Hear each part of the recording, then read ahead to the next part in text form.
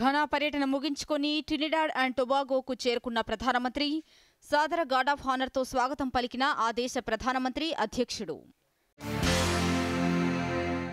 Trinidad and టొబాగోలోని ప్రవాస భారతీయులను ఉద్దేశించి ప్రసంగించిన ప్రధానమంత్రి భారత్ సాధించిన విజయాలు ప్రపంచ దేశాలకు ప్రేరణగా నిలుస్తున్నాయని వెల్లడి.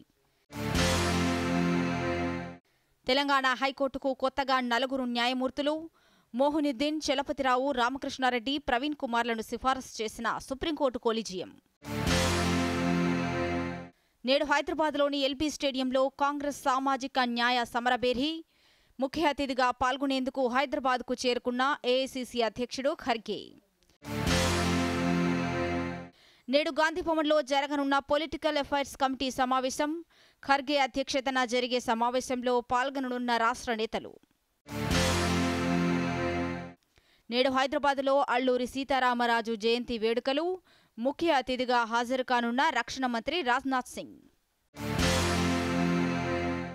బీఆర్ఎస్ అధినేత కేసీఆర్కు అస్వస్థత. మాజీ ముఖ్యమంత్రి ఆరోగ్యం నిలకడగానే ఉందన్న వైద్యుల బృందం.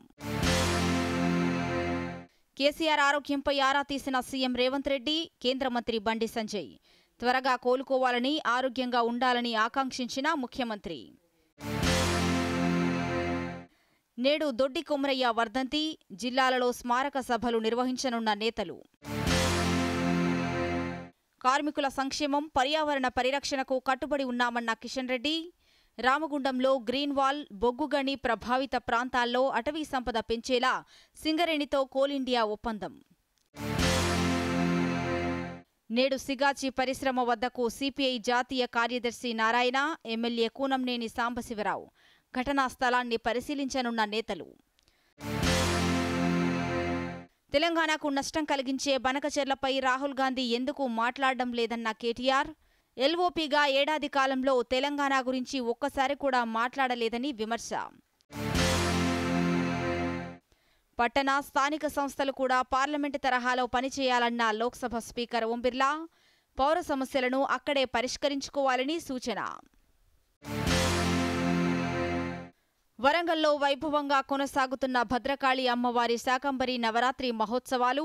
సాయంత్రం కులసుందరి క్రమం అలంకరణలో భక్తులకు దర్శనం ఇవ్వనున్న భద్రకాళి అమ్మవారు. దేశంలో రైతులు ఆత్మహత్యలు చేసుకుంటున్నా కేంద్ర ప్రభుత్వం పట్టించుకోవడం లేదన్న రాహుల్ గాంధీ. కనీస మద్దతు ధర కోసం రైతులు చేసే డిమాండ్లను విస్మరిస్తున్నారని విమర్శ. గాజాపై మరోసారి దాడి చేసిన ఇజ్రాయెల్. వైమానిక దాడిలో 94 మంది మృతి.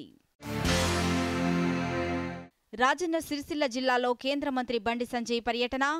ఏకలవ్య మోడల్ రెసిడెన్షియల్ స్కూల్లోని నూతన భవనాలకి భూమి పూజ చేయనున్న కేంద్ర మంత్రి. బిగ్ బ్యూటిఫుల్ బిల్లును అమెరికా ప్రతినిధుల సభ ఆమోదం. బిల్లుకు అనుకూలంగా 218, వ్యతిరేకంగా 214 ఓట్లు. ఇంగ్లాండ్తో రెండో టెస్ట్లో భారత్ భారీ స్కోర్. డబుల్ సెంచరీ చేసిన కెప్టెన్గా గిల్ రికార్డ్. రుతుపవన ద్రోణి ప్రభావంతో రాష్ట్ర వ్యాప్తంగా కురుస్తున్న వర్షాలు. పలు జిల్లాలకు యెల్లో అలర్ట్ జారీ చేసిన వాతావరణ శాఖ.